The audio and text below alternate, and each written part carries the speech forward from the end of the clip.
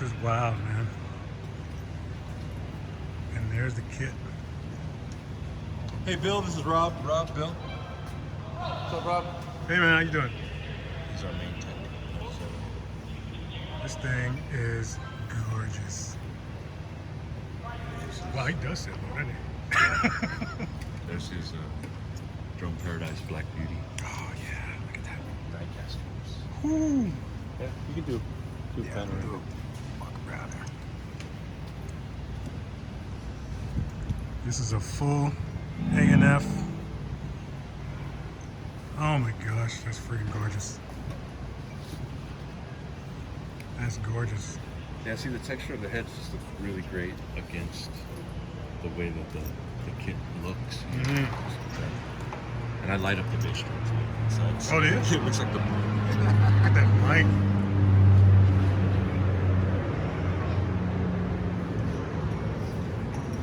Oh, so Jamie's singing too, eh? Oh, yeah. See, you have to get your chops up. I'm not getting chops up. There's our troublemakers.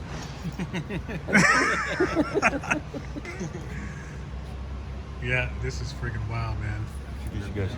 Hey everybody, this is Rob Beatdown Brown here with Jamie Wollam, drummer for Tears for Fears. We're on our 2023 Tipping Point Part 2 tour. I'm Gooch, Jamie's drum tech, and you get to nerd out with some really good drummers right now, so have fun. This is an honor. It's an honor. Jeez, like I said, as soon as Gooch told me that you guys had contacted, I'm like, that's insane. Yeah. And I thrive on that kind of nervous energy, I guess.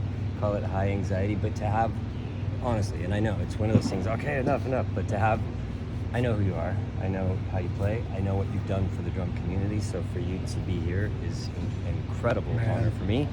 And a bit nerve-wracking, but in a good way, because hopefully a little bit of that good pressure, you know what I mean? Yeah, Like, yeah. I don't want to suck. Maybe you play better. Exactly. I think that's But no, what it is, right? It's equally as crazy for me too here, because I'm just making drum videos in my house. Yeah. And I'm getting these crazy opportunities to come and meet you and Gooch and stuff. So when I got the email from Kelly saying that you wanted to reach out because you were coming through, I was like, what? Yeah. So so we've been just kind of. It's funny when I got when I got that email from Kelly. It's like I went to my wife and was like, I think we're going to the show. Yeah, absolutely.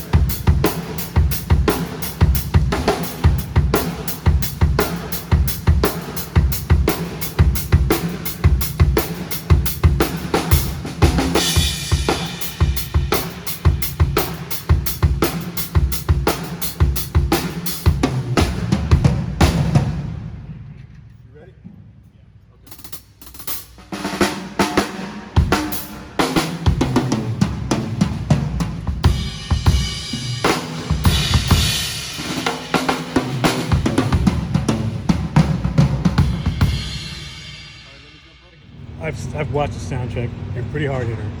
This is a really sort of unique gig with a bunch of different textures and colors and stuff. On a gig like this, I mean, I can tell just by looking at your setup, the color is important. So walk us through what you got here. Yeah. And why you ended up picking them for. Excellent. Yeah, for sure. And I'll try and make it as simple. Up until 2 tours ago, or last year, I've never used any electronics. And you'd think, so just firstly, a lot of drummers are surprised that I had never used with a band like this. It has a significant amount of drum machine, drum programming.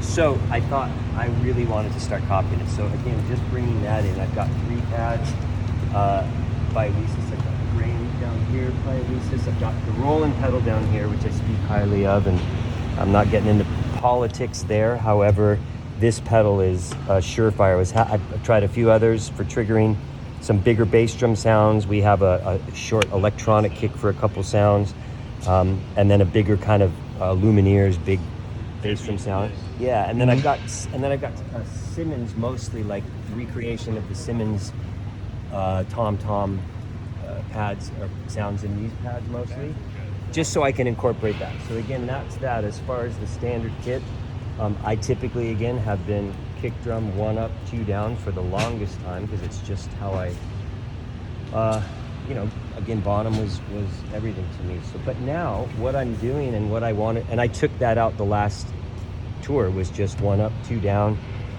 I play a side snare. This is, again, these are all A&F. I play this drum over here for 2 reasons. Number one is because it probably costs as much as my car. So I only want to hit it when I have to. But no, it's this one I have a host of different things. This is a Black Beauty prototype sort of snare that was made by a gentleman named Stan in he had Lee. Yeah, Drum right? Paradise. Drum Paradise. I don't even know if he's still around. This was years ago. So this is the second one I've owned from them, because the first one I left in a case outside the door of a gig about 12 years ago, and it disappeared. So I was heartbroken, got another one. So I've got this that for this tour I'm using as my main snare. And again, mainly because, again, I just don't, and with the velocity that I've hit, I'm still working on this as much more of a vintage, and so I just don't want to have to deal, and this thing has been beautiful for the cracks. I tune it higher than this one. I typically go with quite a low, you can probably even hear the difference here. Right. So again, for those when it's up, I play a couple songs with mallets too, so that. So, and again, the thing I love about these drums is that even I'm not playing them all down, you can hear the tone beautifully, right? So I love that, and what I'm trying not to do is squash that by hitting too terribly hard. Nerves get in the way of that, and I'm working on that. But as far as, so that's sort of it. This kit, 12, 13, 16, 18, I brought the 13 into it because I'm sort of It was set up as a snare drum when it came. correct. So it was built, it's actually got the rim on the bottom to put the, so they designed it to be a tom, or it could be a 13x9 side snare. Right. Which it works beautifully as that too, but since I had this in the original build of the kit, I decided I want to go to that day. I'm paying sort of an homage to the late 70s and early studio guys that I grew up listening to and really admiring, especially as I have now come full circle. The guys that impressed me the most and that I would be honored to try and even come close to creating these kind of grooves are guys like Jerry and Rick Murata and Steve Gadd and J.R. Robinson, Jeff DeCaro, where there's, and so I grew up playing with this standard as most did, so, but it's a new thing to come back to it because I'm used to my ride down, but that's the explanation of why I have a double pedal. Obviously I do a significant amount of some double bass. I just integrate that. I'm still using these DW. Now again, these are, how do you describe these? Machine Drive is the name they called them. That was John Good's latest and greatest, footboard. Right.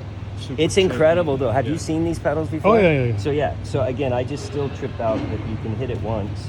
I could walk away and go have a burger And it'll and come still back be, in and pretty much I'll still be doing that, which blows my mind. But, and then as far as, this is an interesting choice. We probably carry too much, but I think Gooch and I bring out about 4 sets of hi-hats and at least 3 or 4 rides, because I'm not 100% sure at any given time if I might want to switch based on something. But so far, we tried a couple when we were first rehearsing. I have everything from a 26 big, We have a 26 26-inch giant beat, beat, which is amazing. We used that last tour. We have a 24-inch big beat, which is amazing. The big beats are pretty awesome. All the line. We have. He has a full set of big beats and a full set of giant beats, and we'll disperse those between. But right now he's going pretty standard with the 602s. So he's got a 602 China, and then he's got the Modern Essential 22-inch Crash. That thing really works. It's beautiful. It's a giant cymbal, but it still sounds really, really good. And then once again, the signature full 19. 20. Actually, this is the 20. Yeah, the 20. And then Mark II Dark Energy Ride. Yep. That's a great ride. What are those hats you got there? Yeah, so these are the 15 sound edge, right? No, not sound edge. Oh, just no. regular 2002 mediums. 2002, okay. So we've had those for a long time.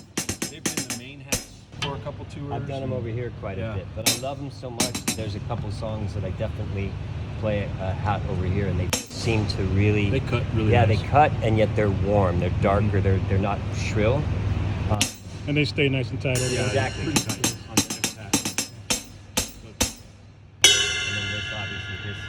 And we had some issues, not issues, but choices to make with bells. And so he was using a precision, a pretty big bell. It's called Signature Precision big bell. Heavy right? bell or something. Yeah, and it was nice, but this one has the complexity. Right. It lacked a certain definition Yeah. when you played it here. But this kind of has it all in one, and I couldn't be happier. And Like it you crashes said, on it a lot too. yeah, As you should. right. And then here, this cymbal, this is the. I Yeah, don't. man. You know this one, right? Oh, yeah. That's the holy grail. Right? So Yeah, this thing's cymbal, gorgeous. you can't go wrong with it, and obviously I put it here for the reason of like, it's my go-to. It's the everything that you come off the hi-hat. Between these two, and this is a Masters Dark Crash 18. These two here again with the. Everything just has such a warmth to it, and yet it's so. They each different like you said, timbres too, Yeah. which is great. with a splash too, because there's a handful of songs you actually do Which one play is a this here? splash to. This I think is just the signature, isn't it? I think it's just the It's signature. an 8-inch signature. Yeah. 8-inch. And then this That one. one's a 10-inch 602. Yeah. And then a signature China over your head. And that one beats the crap out of it. Because it's weird. I have a lot less control. This one ends up being. I want. I have to type that too. Both of them have distinctive purposes because I would tend to be. I should say this. This is heavier because I'm lighter with my left hand. Because if Right. I lay over with my right hand, and so this is a lot less. We had them flip, but after our front of house asked us if we can fortify the left side a little bit, so we switched them, and that one's working out. It speaks a little. Even in the Little delay or the decay of these, right? You can hear a lot Right. of attack, but very little. And then this one just goes. Well, both of you guys are Paiste artists, play Paiste cymbals. What do you play?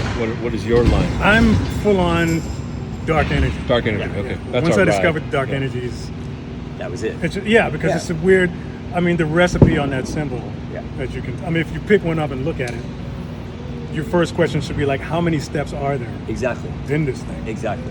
And they managed to find this recipe between like dark and trashy and bright at the same time. Smooth, which is yeah. near impossible Exactly. to do. So you can take one of those cymbals to a jazz gig one night and to like a rock gig the next night, and they'll both fit.